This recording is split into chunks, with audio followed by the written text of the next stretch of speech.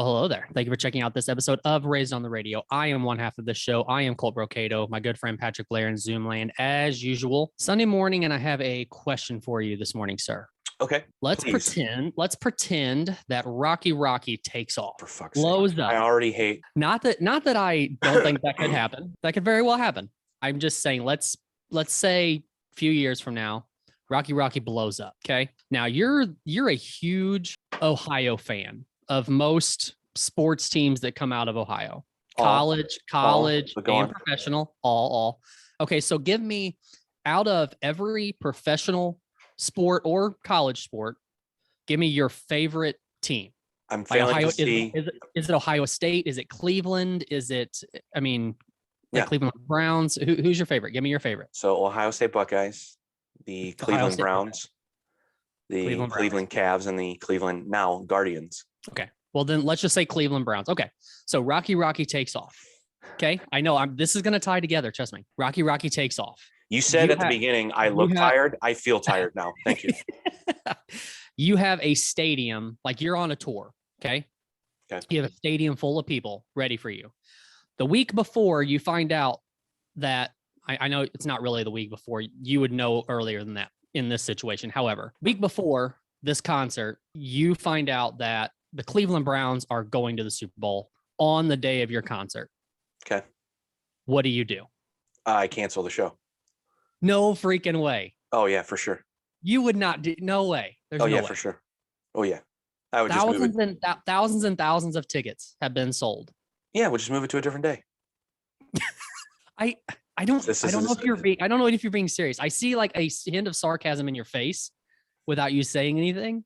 Yeah. No, I would cancel the show for sure. Would you really? Okay, here's the reason why I ask is because do you know the answer to this question? When's the last time the Browns went to the Super Bowl? I get it, man, but that is, do you know how much money that is? What do you mean? Like I said, just reschedule. And all your fans. So you just think your fans should be like, oh, well, I mean, I'm a major fan of him and I know how big of a fan he is of the Cleveland Browns. So this should be okay. Yep. Okay. Why are you asking me this? We are on opposite side of the spectrum here because there's a major country artist named Eric Church who did this a few weeks ago. He did this a few weeks ago when the Duke and North Carolina game was happening. He had a show that night and he canceled the show because he wanted to watch the Duke and North Carolina game. What a douche. How is that? Let me just say this. Is it because it's Duke and North Carolina? Duke, North Carolina in the Final Four is different than the Browns making the Super Bowl. I just want to clarify. Okay. Way different. I mean, it's not even the same. For you. No, for everyone. It's not the same. Did he get back? Was there backlash from his fans? There was a lot of backlash, yes. Yeah?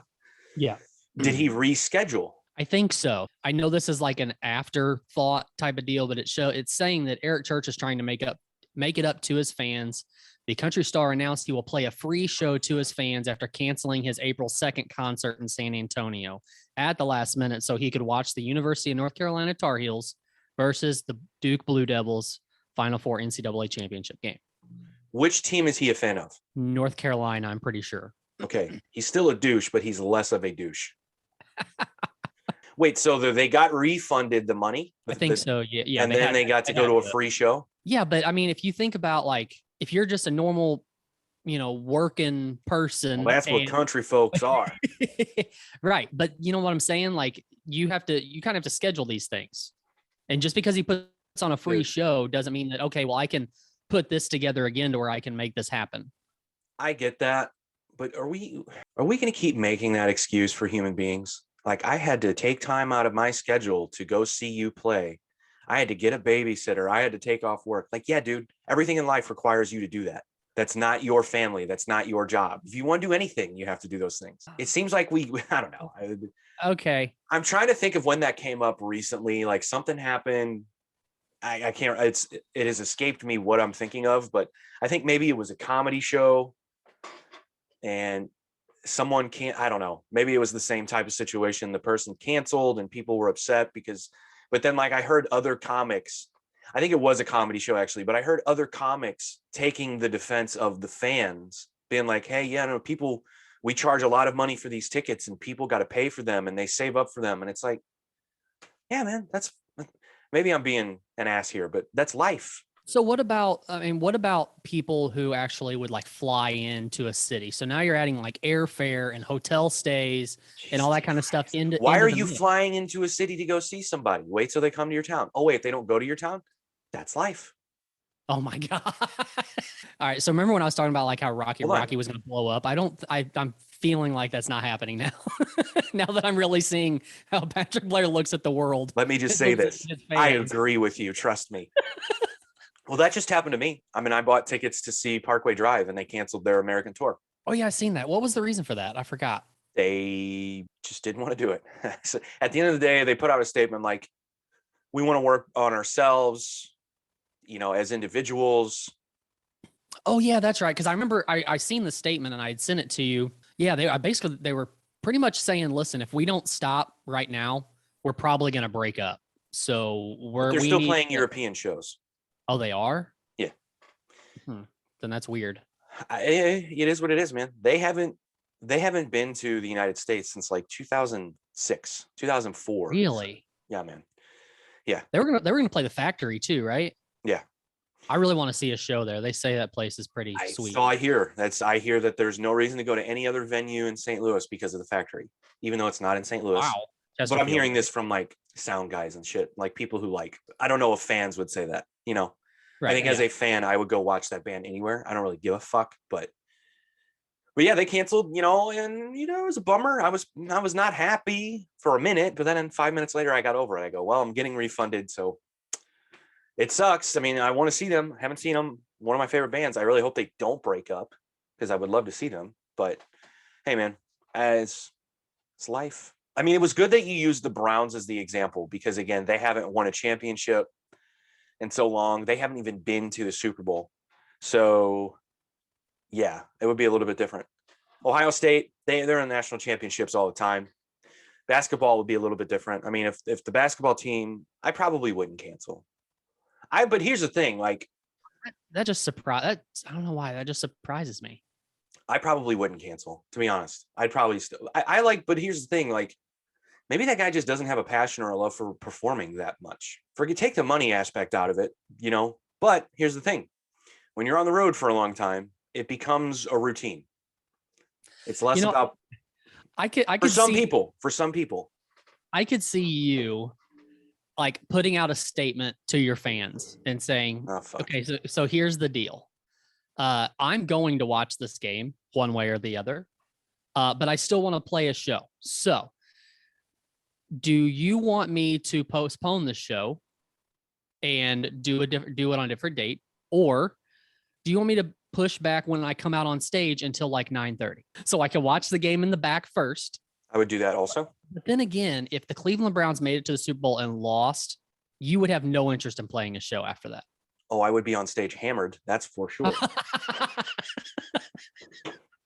Probably both. Well, I mean, I was going to say whether they won or lost, you would be. Yeah, it would be bad. Maybe canceling the show would be a good idea just because of that. I don't know, man. I remember you bringing that up when it happened. I'm like, yeah, it's kind of douche move, but I don't know. I guess I'm trying to look at both sides of it. At the end of the day, it's up to the artist. If they want to cancel, they cancel. How they're perceived by their fans after that, good luck. It's on you. And I seen that argument too, which is interesting because a singer or or a band is a brand. Like so they're choosing how they, how their fans perceive them in that kind of a situation. Yeah. And are they dropping themselves a few rungs on the ladder as far as their brand goes? Maybe. But if it's only one show on a tour of hundreds of cities, I don't know how you look at that. Do you say, well, it doesn't really matter money wise? I don't know how you get upset that you didn't get to see Eric Church. No, God. I don't know who that is. What's his? I don't know. I don't know. I know the name, but I don't listen to country music, any new country music at all. What's some of the old country music you listen to? I'll throw on some 90s, some Garth Brooks or some Tracy Lawrence yeah. I know. You just got chills. I still wish I would have known, or I wish I could have seen you like at the Garth Brooks concert in St. Louis. I just want it like I'm imagining what your face looked like, and it didn't change the entire time you were there. I don't get it. I don't get it. I don't get it. The tickets were purchased for me by someone else, so I went. I don't get it. Also, it's just too many people. It was just too many people. I was gonna have a fucking panic attack. It's too many people. You have spent your life in concerts. Yeah. With that many people. How is it too many people? Well, first of all, no, I don't go to many shows where there are 80,000 people crammed into a goddamn bowl, which is essentially 80,000 people in a warehouse. But if you go to a football game and you're sitting in a seat, it doesn't, you think it felt like it was more people there at the Dome than at a football game if a stadium's full? 100%. Guess what? At a football game, I'm not down on the field with people. I'm up in the seats. Where were you at for the Garth Brooks concert? Right by the goddamn stage. Oh, you were? I didn't know that. Oh, smelled like who paid for your tickets? Freaking ballers. It doesn't matter. It doesn't matter. I don't get it. What's your favorite Garth Brooks song? I don't know. I don't have a favorite. Oh, stop it. What is your favorite song? If you say Friends in Low Places, I'm going to be upset. Maybe it might be that. I don't know. I really don't have a favorite. Does he have any other songs that people know? Oh yeah, dude. Bullshit. No, not country fans. Everyone. I think that not most of the songs. I think that pretty much every record will have a few songs that even non-country fans would at least know the songs if they heard it. I don't believe you. If we went up to 10 people on the street right now and said, name me a Garth Brooks song, all 10 are saying Friends in Low Places. And that's it? Yeah. I know 2. I know 3. Okay. What do you got? Friends in Low Places. Yep. Standing Outside the Fire. Yep. And is it Thunder Rolls or whatever? Did you say Thunder? Isn't it Thunder Rolls? Isn't that the song? What is that? How's that song go? Like Thunder? Yeah. Isn't that a song? Yeah, you said never mind. Maybe I'm just hearing you wrong. Thunder. Are you singing Imagine Dragons right now? Isn't that what the song's called? Yeah, Thunder Rolls. Yeah. But you just turned it into Imagine Dragons song. You know that song? That the thunder and the thunder. You know what I'm talking about? I do. It's a great song. People that hate on Imagine Dragons, I'm telling you, it's just because you didn't write that song, dude. You got to stop hating. I remember when that came out, my now niece, but at the time we weren't married, my wife's niece, that song came on and she lost her fucking mind. She was like 4. Look, when you write a song that translates to 4-year-olds as like, oh, this could be a nursery rhyme, which is essentially what it is. You know who's really good at writing nursery rhymes is Flo Rida. Welcome to my house. That's a nursery rhyme, dude. Okay, yeah, I can see that. I love that song too. That's a great song. I had that worked out as a cover back in the day when it came out. We didn't end up doing it. I'm pissed. What was Flo Rida's big song? Well, first of all, it's Flo Rida. That's what I said, Flo Rida. You said Flo Rider. No, don't give it that hard R. Don't give it the hard R. Okay. Well, there's My House, and then there was the You Spin My Head Right Round. Right? Didn't he do that? But no, I don't think that's Flo Rida. Yeah, he did. Hold on. No. Yeah. Was it a cover of that song? No, he made it his own. No, so he had a big song because it was actually the theme song for WrestleMania when we went. Oh, and he has I Got a Feeling or Good Feeling. That's it. Yep. Good Feeling. I think it's Good Feeling. The song Right Round with Kesha. But is that their song? Are you sure that wasn't a cover? It's not a cover. He just reimagined that song. When you go down, when you go. Yeah. What was that on recently? Oh, that was on that's the ending song to Hangover. I just watched Hangover not too long ago, and that's why I was trying to think of what that.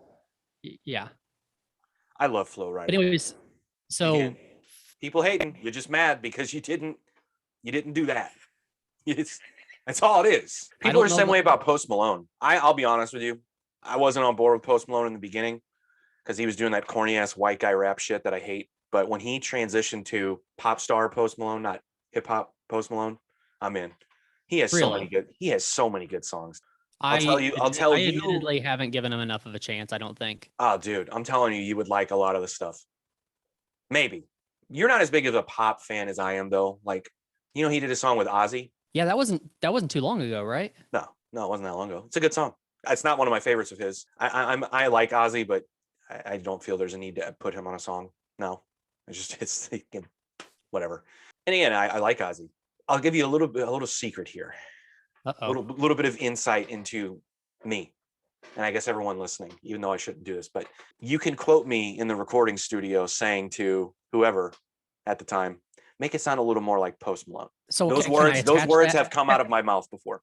Was this with a band or was this solo? No, solo. Huh. So it was If I ever said that in any of the actually bands I was in, they'd probably kick me out. That's why I was curious. No, solo. Okay, interesting.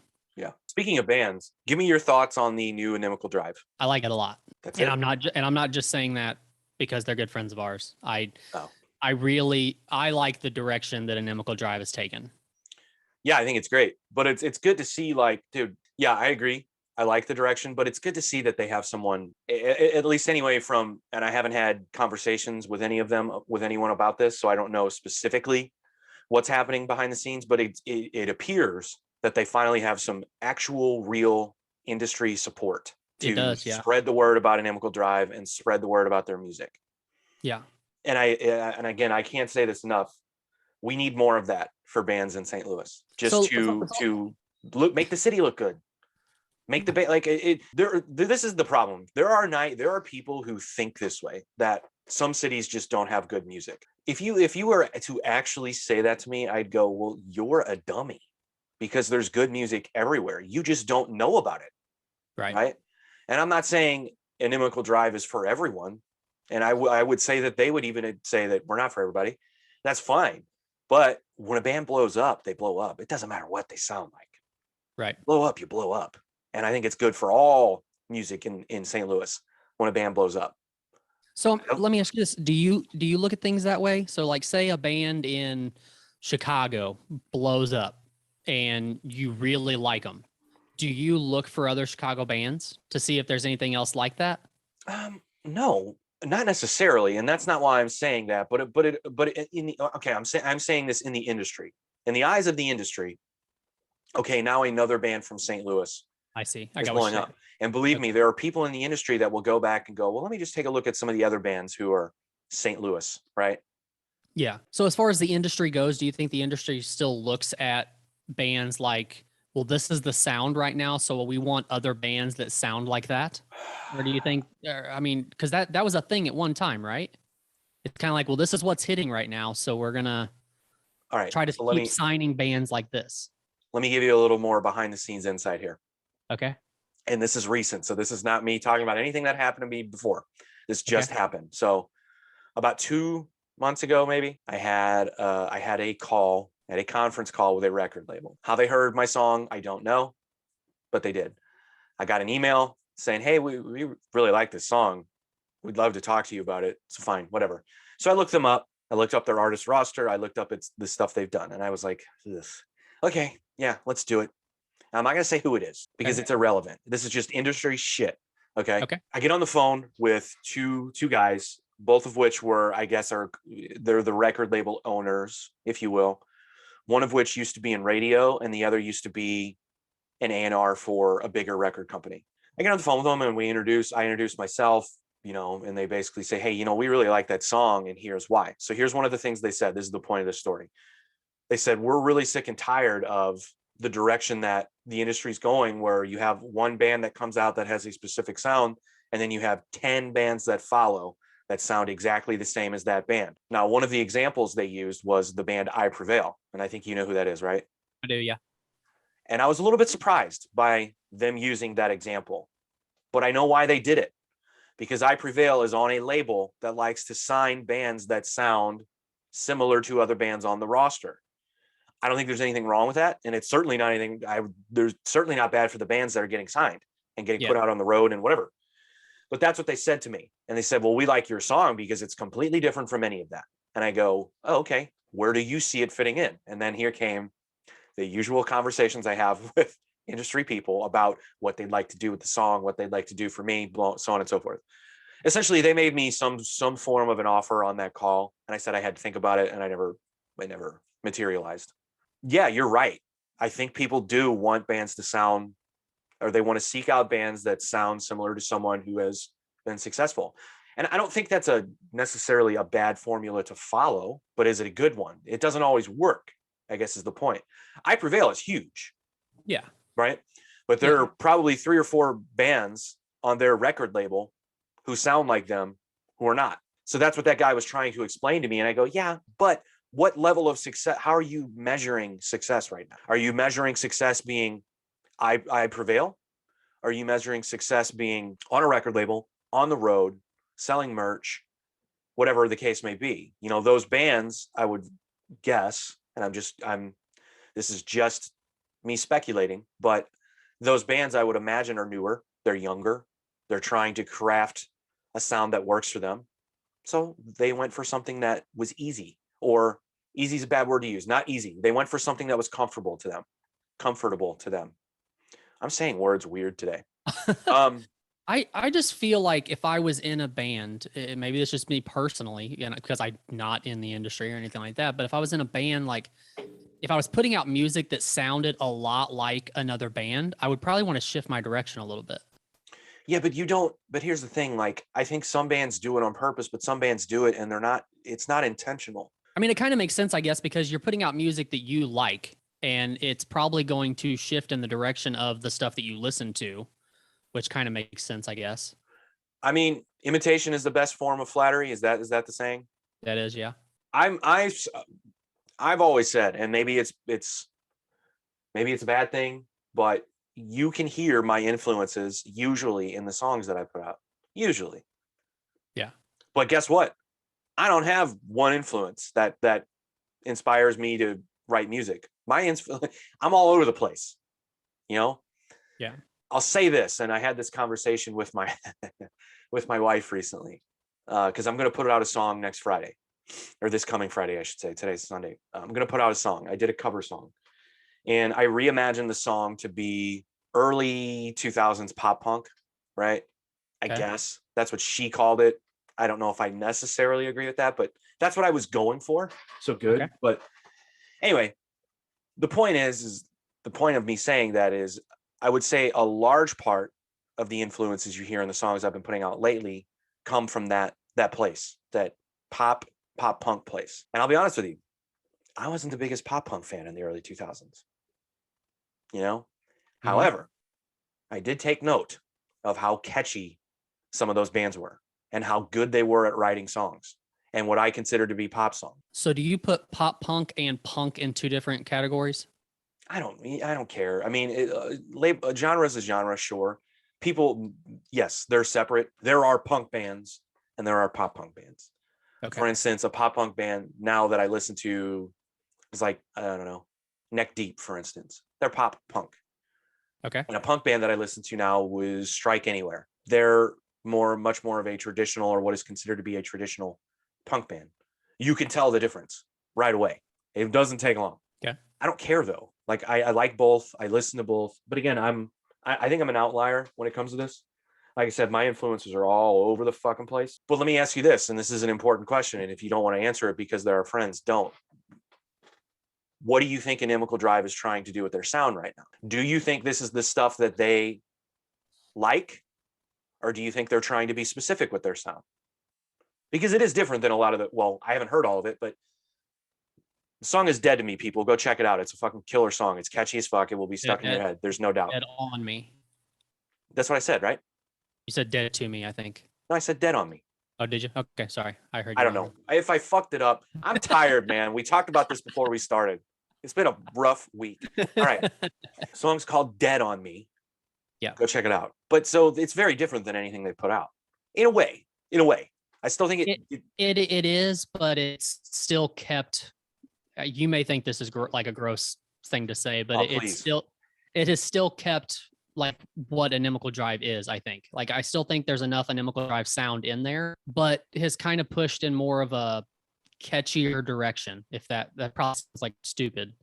But no, you're right. And I think I think as far as the industry goes, because I was going to ask you this when you said a while ago, 10, 15 years ago, Inimical Drive, could they have the backing that they do? That it seems that they have now. yeah, they could have had it at any time. It just didn't, for whatever reason, happen.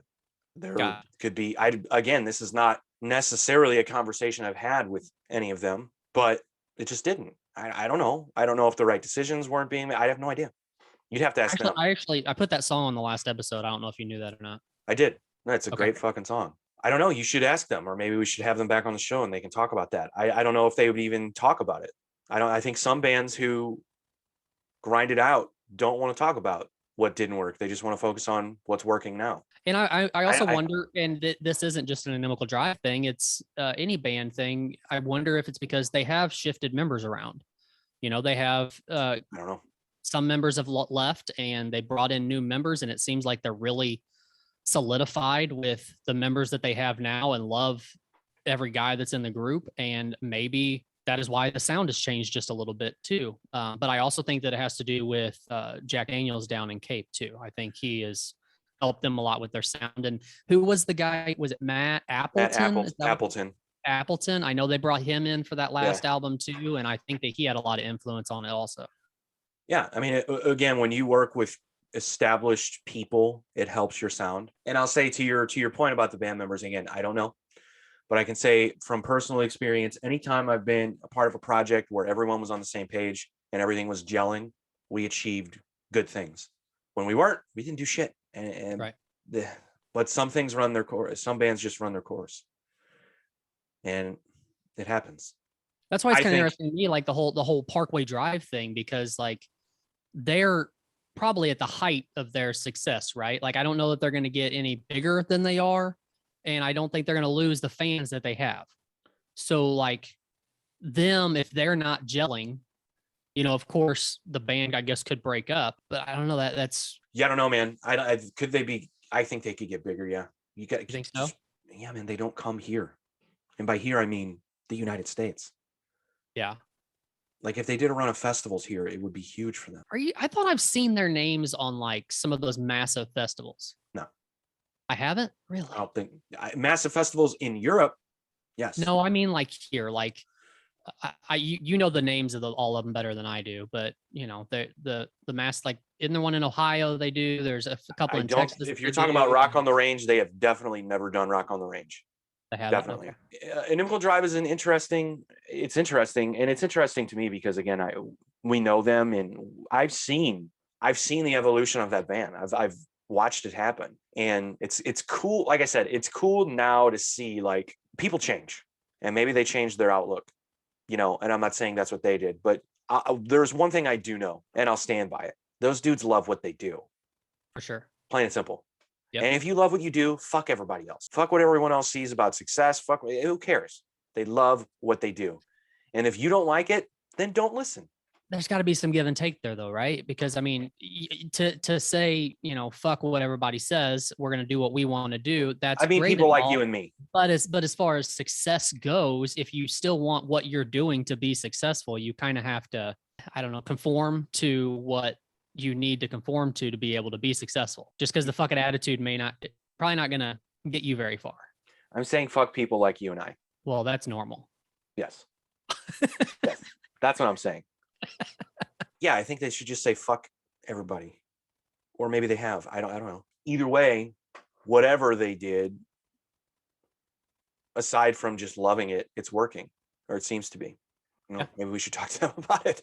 I'm not speculating to be negative. I'm speculating because I'm happy. Yeah, I want to be very clear, but I think it's cool and people should take note. And I think it's great for, I'm not saying other bands should be like an Inimical Drive. I'm saying, I think they should, I don't know, pay attention to the attitude, the mindset of we love it. We're going to keep doing it and come along for the ride. And if you don't want to, don't. And I think that's one cool thing too about Inimical is that I think they're all humble guys, and I think they do see things the same way that you're talking, and they are trying to help push other bands in the right direction to be successful as well. Being humble is important. This could be a conversation, but you can tell. when a band is humble and when a band is very much self-aware. And you can tell when bands are not. I don't know where I fit in when it comes to that. Like I said, there are hundreds, thousands of people that probably think I'm a douche, and it's fine.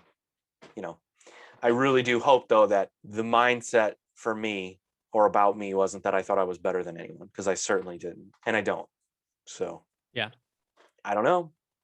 I'm sure people thought that, but I it's a think conversation for another day. I think the humble thing is very important. Like I said, I know a few bands personally that they have, even if it's like pushing other bands in the same direction that they are going, like pushing them down to Jack Daniels to be their engineer and record with and stuff. You know, those kinds of things. Like I think that's very important. And the old saying, like, what is it? A rising tide raises all ships. That's the same thing as far as the city goes. You know, if we have a lot of bands in the city who are kind of pushing in the same direction as other bands who are succeeding, especially if they all sound different, I think that's a good thing. Yeah, I agree. I really hope that with whatever success they're getting right now, that bands don't start asking the question like, well, why don't we have that? Don't ask that. Don't ask that question. Just go get it. Figure out how to get it.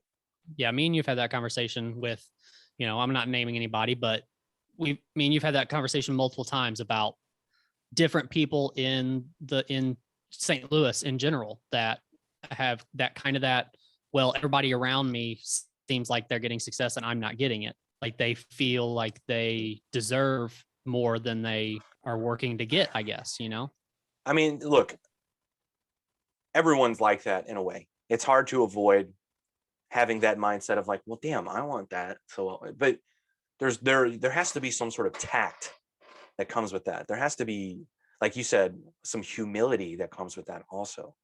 Yeah. But I recently was told about someone doing that, and I was just like, yeah, man, I don't know why. To the person who was telling me, I don't think we were necessarily surprised by it, but I guess at this point, it's like, well, yeah, don't ask those questions. But good for them. I also think it's another one of those things where, like with Inimical, I think age plays a factor. Explain. Because I think that they look at things differently now than they probably did 15, 20 years ago. Yeah. And that's when it comes to record labels. That's when it comes, I guess just not knowledge in general comes with the age, and just like me and you have talked before, you would probably say that you would have treated your bands a little differently, if you knew now 15, 20 years ago. Yeah, obviously I would have treated life differently. That's trust me, but that's how you live and learn, right?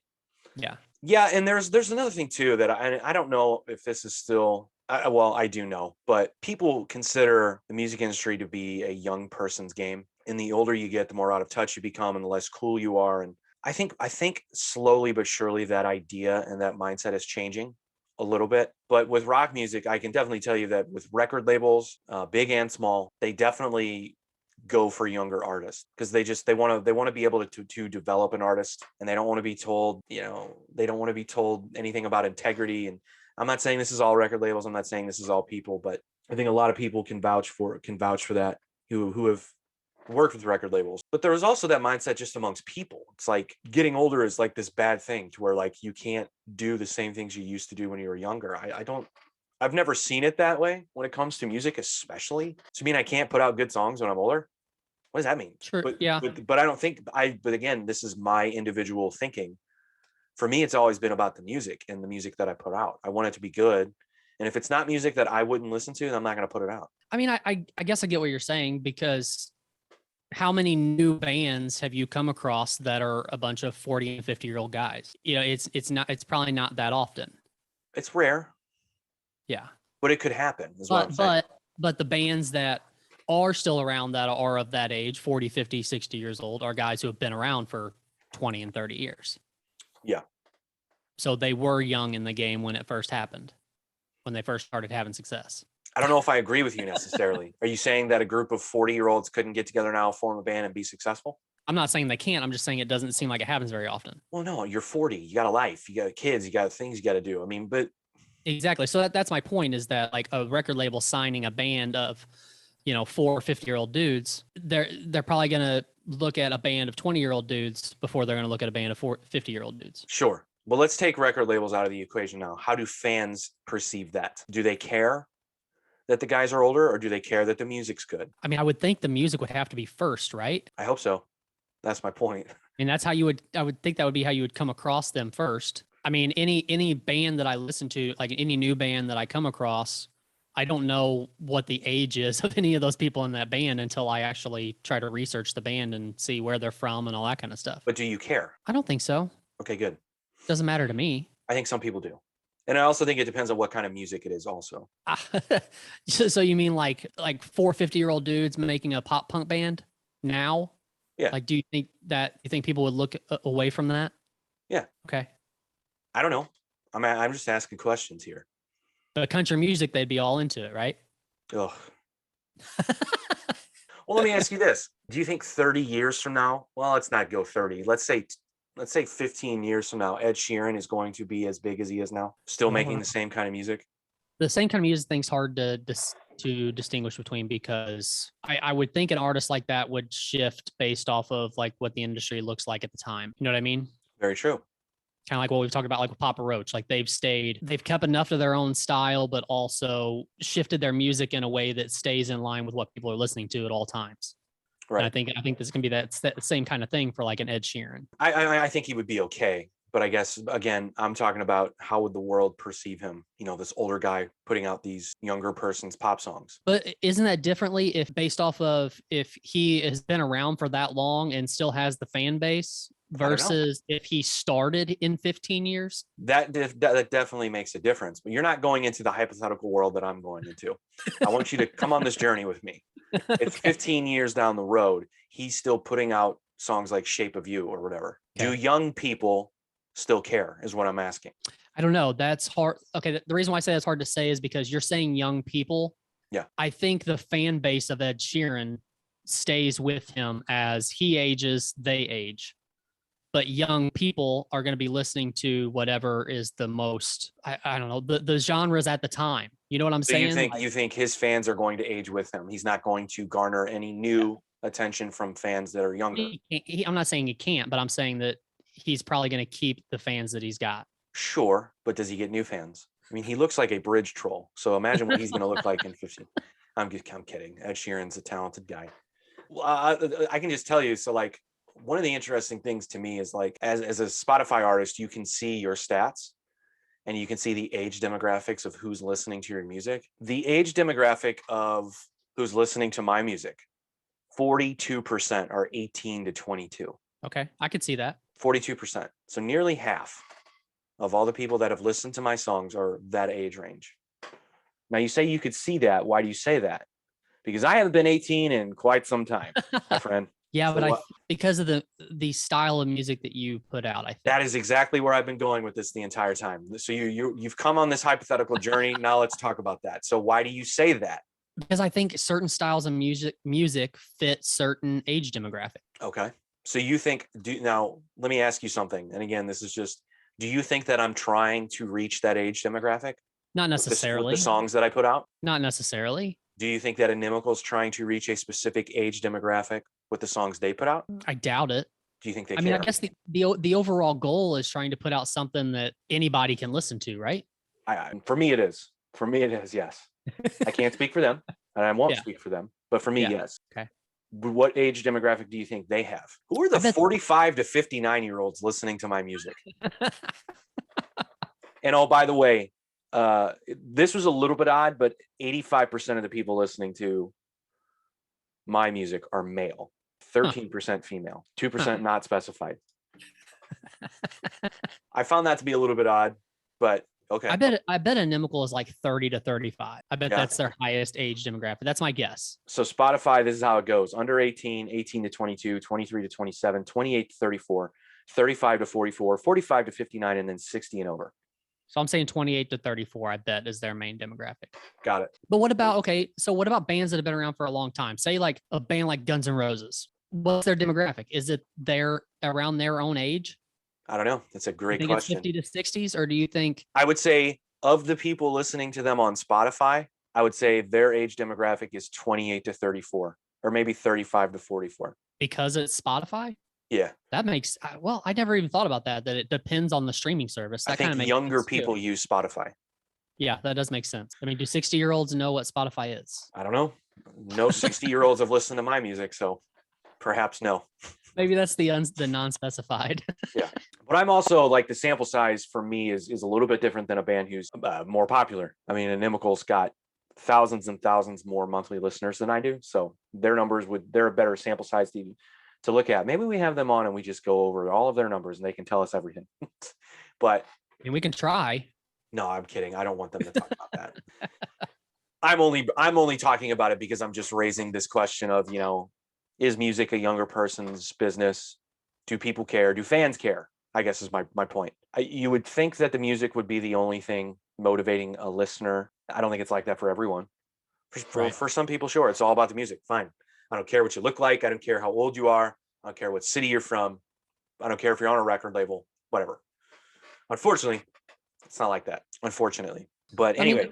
I think that also has to do with like, you see some bands who kind of change their sound a lot. Like I've heard countless people say, I really liked the music from this band, but they lost me on this record or something like that. Like, I think it comes into play somewhere too. Yeah. I mean, when it comes to like age, age demographic and stuff like that. Like, I think, personally, like Linkin Park, I think they did that. After Minutes to Midnight, for sure, I think they took a pretty crazy left turn as far as what their music was. With the next record, but then they came back with the record after that, and it sounded like Linkin Park. Okay, I'll give you that. By the way, that record that we're talking about, you're talking about the fucking electronic record. The fuck is that record called? I know what you're talking about. You're talking about the left turn I'm talking about is like they kind of started getting really political there for a little bit. What? You don't think so? When they started talking about war and all that kind of stuff in their music. I don't know what you're talking about. What really? song? I remember I don't pay attention to lyrics either. So what song? That's a good point. Even on the Minutes to Midnight record, I'm pretty sure. What did they talk about? I would have to pull up lyrics and show you. You just said, you don't listen to lyrics, so that's a big part of it. Typically no. They don't motivate me as much as they do you. I'll say that. I didn't know they got political. No. But again, maybe I just didn't pay attention. That's strange to me. Are you a Harry Styles fan? Dude, I just seen this name a while ago when I was Googling some stuff. I don't know who that is. Okay, so I didn't know who he was, and my wife had to explain it to me. But he has a song out now that I fucking love. Is this a new guy or like? He's from One Direction. Okay, all right. He's a weird guy, but yeah, that's what he's from. And I didn't know that. I didn't know anything about them. But he's got a song out as a solo artist that is fucking awesome. I don't know why.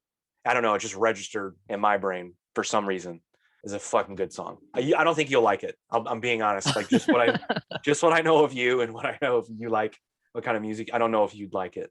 I'll check it out. What's the song called?